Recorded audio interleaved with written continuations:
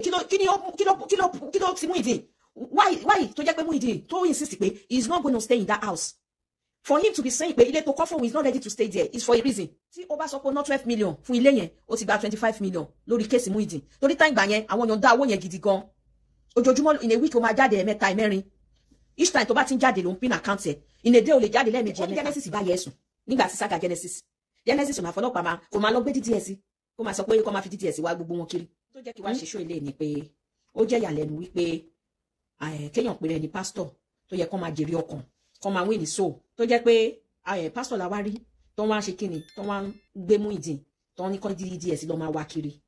Ẹ̀yin ẹdúró náà ẹ ti wá jẹ́ káwa mú sí ni pé táwọn tó tiẹ̀ bá jọ́ believers bá ṣe tó máa fi ọlọ́pàá àbí DDS tó máa fi short ẹnu àwọn èèyàn tó ní fẹ́ kẹ́yìn àwọn èèyàn ní freedom láti sọ̀rọ̀ ṣé ẹ̀yin pásítọ̀ náà tuntun ṣe ń sìn o kí wá ní mo máa sọ fún pé ẹni tọ́lọ́run pé yàtọ̀ sẹ́ni tó ń ṣiṣẹ́ ìránṣẹ́ torí business nígbà ìṣẹ́bí wọn ti sọ pé wọ́n bá yẹ ẹ̀sùn nígbà tí Genesis wọ́n ní Genesis bá yẹ ẹ̀sùn ẹ gbọ́ mi ṣe rò pé tí Genesis bá fẹ́ wá sùn ọmọbìnrin tó sọ yẹn ní Manchester ṣe rò pé tí Genesis ò bá tiẹ̀ náwó rẹ̀ àwọn members ẹ̀ tán lówó wọ́n máa àwọn fúnra wọn máa volunteer ara wọn pé wọ́n fẹ́ kó rán ẹni yìí kó rán lọ sẹ́wọ̀n àbí kó pé okay o kó face consequence nǹkan tó sọ. Ebi wọ́n ní Genesis bá yẹ ẹ̀sùn nígbà tí saga Genesis ò máa fọlọ́pàá máa kò máa lọ gbé DDS kó máa sọ pé kó máa fi DDS wá gbogbo wọn kiri. Okay ẹ̀yin sìn okay o ṣé Muyideen sọ pé yín sì àbáyàwó òun sùn ṣé òun lẹ wá ní pé kí DDS lẹ máa fi DDS lẹ fi ṣe kíni lẹ fi alẹ̀ mọ́ Muyideen pé kí DDS wá lọ máa gbé mú nígbà tẹ́ bá mọ̀ pé in tó sọ yẹn ó bá yìí lórúkọ jẹ́ ni ẹ ṣe gbé lọ sí court èwo làbọ̀rọ̀ DDS gan àwọn wo ló sùn ráǹdì yín Démọ́lá àwọn wo ló sùn ráǹdẹ̀ Démọ́lá Amusan àwọn wo ló fún ẹ ní wọ́n fún ẹ advice ṣó bá wa sọ fẹ́ nìyẹn bó ṣe fi pankẹ́rẹ́ na Muyideen okay kí ló ti Muyideen why tó jẹ́ pé Muyideen tó insist pé he is not going to stay in that house for him to be saying pé ilé tó kọ́ fún he is not ready to stay there is for a reason.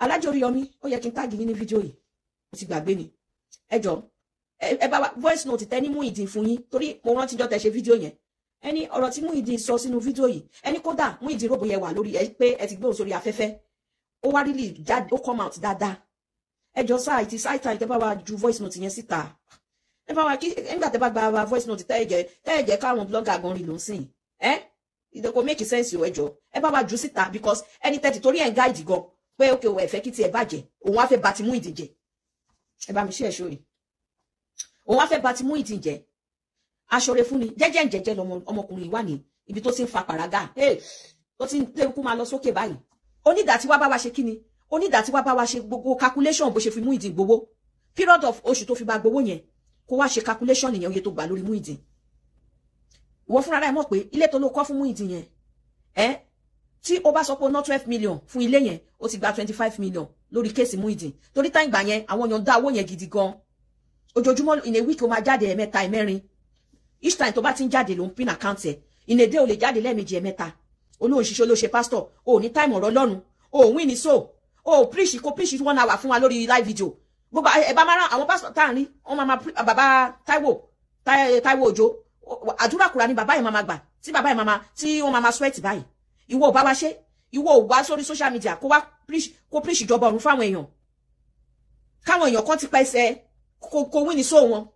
Ẹ dákun ẹ má máa pe obìnrin ẹni ìyàwó Muyideen mọ́ wọ́n lò ní ìyàwó ọ̀rọ̀ wá sí gbèsè ayé méjì. ìyàwó ló ní aláìníṣẹ́ lọ́rùn lọ́kọ̀ òun torí kò sí dábàá léèrè sí fáwọn aláìníṣẹ́ lọ́rùn tọ́kọ́ lórí social media ti sọ bẹ́ẹ̀ wọ́n lò ní ìyẹ̀wò sí ìyàwó àtẹ́bí náà ọ̀gẹ́ sọ bẹ́ẹ̀ lágbọ́ kóbìnrin ẹni fibroid obìnrin lọ sílé ìjọsìn lẹ́yìn gbàdúrà kó pé kó ayé ìyọ̀sẹ́ ó ní fibroid ẹ̀sọ̀ fẹ́ tó bá ní fibroid kò sí fẹ́ẹ́ bá sùn tẹ́ pé tí o bá sì mú àìlera yẹ kó mbẹ́ kò lè torí kò lè dọ́mọ tẹ́ wá lọ gbé fẹ́ẹ́ tẹ́ ẹ̀sẹ̀ kò ní sòrò tẹ́lẹ̀ fẹ́ gbàlà tẹ́ tó lọ gbé sòrò kan tójú rẹ̀ àbí ajẹmọ́bì àti ìfúnlọ kò ní ọ̀pẹ oníwà àwọn èèyàn bẹ́yẹ.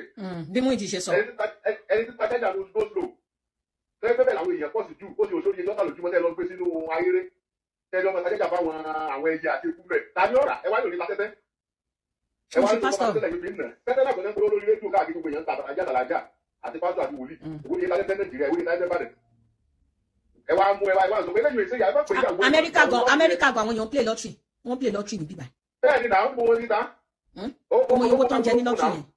bẹ́ẹ̀ ìjà sọ́ọ́lì bẹ́ẹ̀ kí ní kàbá jẹ̀ kó ní kókó sẹ́ 95% ọmọ Ìbàdàn níta tẹ́jọ́ ọmọ lọ Nàìjíríà tí mo jókòó tọkọ tí àwọn tó gbéra wá lórí ọ̀kadà wọ́n máa ń gbàwé rẹ̀ lẹ̀ tí wọ́n sọ fẹ́ kí n takọ́ bá wọn tálẹ̀ àwọn òfurufú tó bá dé àwọn ìgbà lọ́dọ́ mẹ́rin lẹ̀ tẹ́tẹ́ bá rẹ̀ tálẹ̀ tánú wọn ẹ wá mú ẹ wá hó lẹ́gba ẹni ta tẹ́tẹ́ kò ní ta ẹlẹ́ẹ̀kejì èyí ò sẹ́yàwó tẹ́rọ́bìnrin yẹn wọ́n fi sẹ́ẹ̀tì ẹ̀ ọ̀pẹ àyàn ti sí Muyideen kì í ṣe pé wọ́n bẹ̀rẹ̀ lóòótọ́ jẹ́ kó mọ́kọ́. òun la ṣe rí pé kò sáìdì Muyideen Àgbàlá ló ń sáìdì. wọ́n plan obìnrin yẹn fún Muyideen ní ibi tó káwọn lè bá gbogbo táwọn yẹn ṣe fún Muyideen yẹn tó lè bá jẹ́ sílé ìjọsìn torí Muyideen bá débi yẹn lọ jọ́ọ̀sì yẹn pé débi yẹn lọ́ bá Muyideen bẹ̀. so wọ́n mọ̀ mọ́ ti sí ni pé ẹ̀jẹ̀ ká lù ẹ̀ kò tẹ́tẹ́ agbára obìnrin lágbára tó fi máa fẹ́ mú ẹ̀ yóò mú ká tó wá rí pé mú ìṣẹ́ pé ó ti mọ̀ pé olówó òun náà ní olówó tí bá ti sí náà ní lọ. síbẹ̀ lẹ́tọ̀ àmọ́ ẹ̀ máa ẹ̀sùn àmọ́ bí DSS ní káàkiri ẹ lọ lé lọ ẹ mọ̀ Ọlọ́run tó ń gbìjà òbọ̀ yẹn jà. wọ́n fẹ́ kí DSS máa nà ẹ ṣọ́ sà. àǹtí ṣe máa bá mi ṣe pápápá. Hello, mo tẹ́ fi nọ́mbà ní kejì pé ẹgbọ́n ò gbé ni. mi rí bóyá mi mọ̀ pé yìí ni. bóyá kò dé bẹ́ẹ̀ bí mo kọ́kọ́ bíṣẹ̀ pẹ̀lú ilé ìbọn mo ti fẹ́ rí rọ̀ṣẹ̀ nǹkan tí mo ṣe. ìgbà wo ló ṣẹlẹ̀ ìgbà wo ló lọ fọlọ́pàá ló lọ fi DSS gbé. DSS tó fi wá mú ìtìkiri báyìí o ó ṣẹ̀ṣẹ̀ lẹ̀ ní ìjẹta yìí. ní ìbọn kankan ó jẹ tiẹ̀ sẹ́yìn mẹ́sẹ̀sì mi. torí àná yẹn mi tiẹ̀ ráyè Facebook àná lálẹ́ àná ni mo ṣẹ̀ rí gbogbo ẹ̀. wọ́n máa ṣe nǹkan nígbàdàn èmi expect àwọn ajígínní àbí kí ló ń pè wọ́n àwọn lẹ́gbàá èmi expect wọn pé they should be able to. gbogbo àwọn àfáàyàn náà ló wà gbogbo àwọn àfáàyàn ló wà tó ní kọlọ ó ń gbé gbogbo wọn pé kọlọ mú ìdìwà níbi tó wà. all the rallies Adémọ́lá báwo ni tiẹ̀ ṣe jẹ́ ní Nàìjíríà ṣe tó ó ń fa gbùrù á fa igbó tell your statement of account in GT Bank ọwọ́ kan ni wọ́n máa ti resort to gbogbo ní sójà. I think you are playing ó fi orí ọ̀ká wọn mú that you are playing with fire tó bá rẹ̀ ní sọ fún ẹ because you can't just come online and you think wákàn jẹ́ lọ bẹ́ẹ̀. Ọlọ́run dẹ̀ wọ́n ní láti jọjọ́ yìí pẹ̀lú àwọn èèyàn àwọn supporter ẹ̀ tẹ́jú gbogbo yín jọ sùn tẹ́jọ kọrísọ́nà kan I just don't want to be vulgar wọ́n yè lé lórí nǹkan burúkú and that woman in America òun gangan ni yóò ti ẹ̀ ní ẹ̀wọ̀n tó òun àjùmọ̀bí òun ọba òun àwo yẹn I just want to mention her name on your show òun gangan ló máa tì ẹ́ lọ sí ẹ̀wọ̀n because I can say that she has no other topic except your matter and the reason why she is doing that is because she is looking for money social media ló wà arákùnrin you are only wasting your time. And I think your day of reckoning is getting nigh. Ìwọ ọmọtọkùnrin tó ń pè Ládémọ́lá yẹn. How many pastors wọ́n mú bàbá Adébóyè ṣeré? Tí bàbá bá tún máa ṣe Holy Ghost whatever. Bàbá tó sọ pé a tún máa fi àdúrà tún máa fi ràn wọ́n lọ́wọ́ ni. Bí fi ṣọ́wọ́ yín dépò, wọ́n gbé àwọn ọmọ wọn. The man will come on BP ìjọba bá tiẹ̀ sọ pé dáàdi iṣẹ́ àrí nǹkan tó ń sọ ni. The man will say he owe nobody any explanation. Èèyàn mélòó nínú àwọn bàbá tó ti gbọ́ nínú iṣẹ́ ìrere mélòó nínú wọn ló gbọ́ tó ń wà talk. I'm not surprised wọ́n lọ́mọ conductor náà pè é tẹ́lẹ̀. So all those your traces of doing things.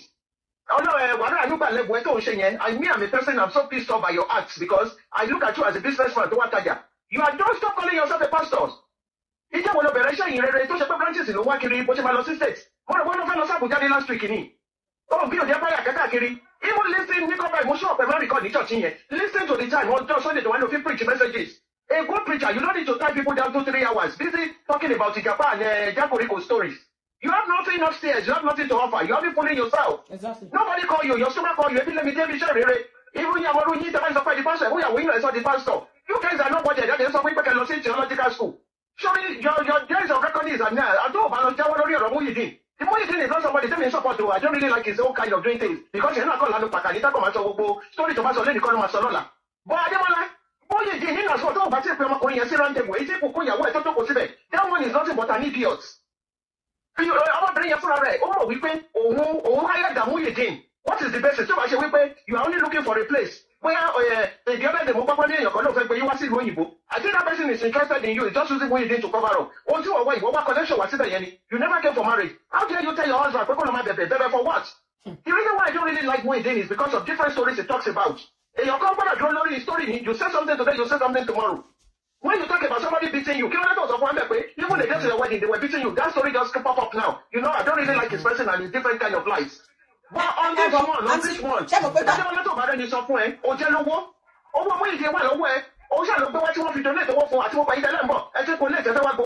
pay to put this account?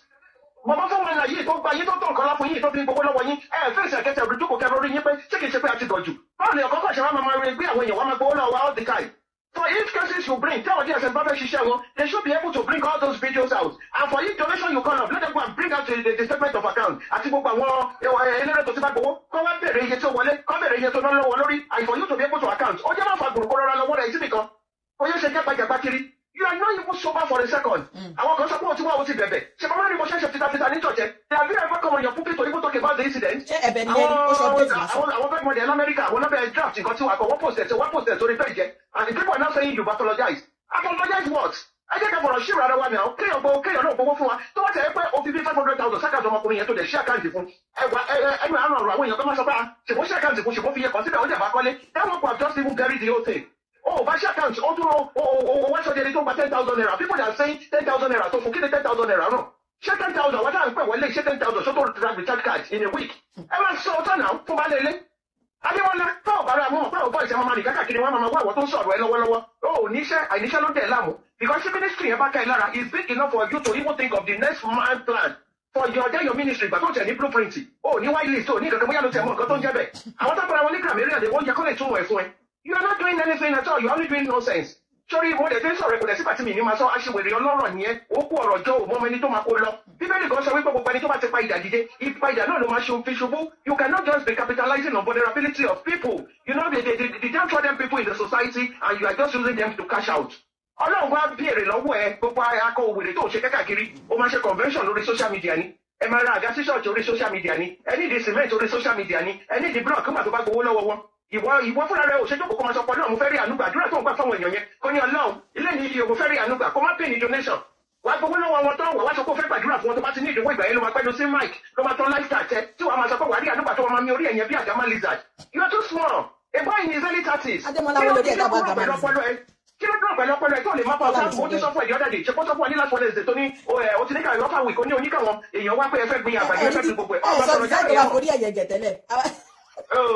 ìpápá rẹ̀ ó lòun pàjá ọkọ̀ ń yẹ̀yí ara ẹni. You think it's going to be like that? Ìwọ náà mọ̀ pé láti sọ̀rọ̀ ní sọ̀rọ̀ ẹnu social media fọwọ́ ti bá ẹ̀. Ìwọ náà mọ̀ ohun tó pa ní 3 months ago tó pa láti gbogbo láti ẹ̀yẹn ìwọ náà mọ̀ pé gbogbo ẹ̀yàn ò lè wọlé sí ministry yẹn mọ́. Àwọn tó ń fún ẹgbẹ́ wọn tó sún wọn because kó dé ìlú nípa ẹ̀ṣẹ̀ ìsìn o ti lọ fún different WhatsApp group. Awareness and create tó ti jẹ́ káwọn èèyàn gan jáde bí ti ṣẹ́jú lọ fi ọwọ́ ẹ̀ ṣiṣẹ́ ọgbà tó lọ sí ìjogún fún ẹ tó ti jogún fún ẹ go and do what you have to do lọ gbé àgbàdo lọ gbé ẹ̀gẹ́ gbogbo ẹ̀ ló ń jáwọ́ ní Nàìjíríà right now ṣiṣẹ́ fi ara ẹ̀ ṣiṣẹ́ o tó tí tó ṣe yé máa ṣe káàkiri o lè máa jalè lórí social media o máa believe pé you are pastor sórí gbogbo àwọn tó ń yẹ̀yẹ̀ yẹn wọ́n lè sin ẹgbẹ́ ìjọba Ọlọ́run máa rántí pé a day of reckoning is coming that you will stand before the throne of God and give an account of what you have done same way with every one of us. Godliness with contentment is a great game. Ìwà bí Ọlọ́run ò ní tẹ́lọ́rùn ìwọ ọmọkùnrin yìí ó sáré ọ̀là òjọ́ ó tọ́wọ́ òtó òfin gọ̀gọ̀ fà á. Tó bá ní mú ìdè lókù Ọlọ́run máa jẹ́ kó jẹ́ mú ìdè ló máa gbé ẹ ṣubú pẹ̀lú gbogbo ọ̀dà sọ yìí. Ṣebí ògùn fún ẹ d'Amẹ́ríkà ṣùgbọ́n sọ fún ẹ nípa òtún ní kẹlẹ́ ọlọ́pàá gbé ipò sọ wípé etí wo ló ń gbọ́ ipò ẹni tí wọ́n lọ mú kúrò ní orí street káwá gbọ́ pé wọ́n lọ tún fọlọ́pàá mu àṣọ tiẹ̀ fẹ́ ṣe ó wà nínú ẹ̀. You are nothing but a wicked soul. Àbá ìsọ̀nsìn rọra jẹ́wọ́ lọ́rọ̀ ọmọ Muyideen mo rí ẹ pẹ̀lú àwọn olóògbé ní àbí kíní kan lọ bóyá àná ọ̀wọ́ tẹ̀wà ṣé àwọn èèyàn náà tó kì í láyà ató ti torí ó ti gbàgbé nínú Bíbélì tó ń pè kiri yẹn tó sọ fún yín pé ìgbé ní fún ẹni tó fi ẹlẹ́rọ lára ṣe ìgbẹ́kẹ̀lé ẹ̀ torí mo gbà tó fi ṣe ìgbẹ́kẹ̀lé yẹn tó ń pè ní Godmother Godfather they cannot save you nígbà tí ìdájọ́ náà bá máa dé fún ẹ. You are only duping people.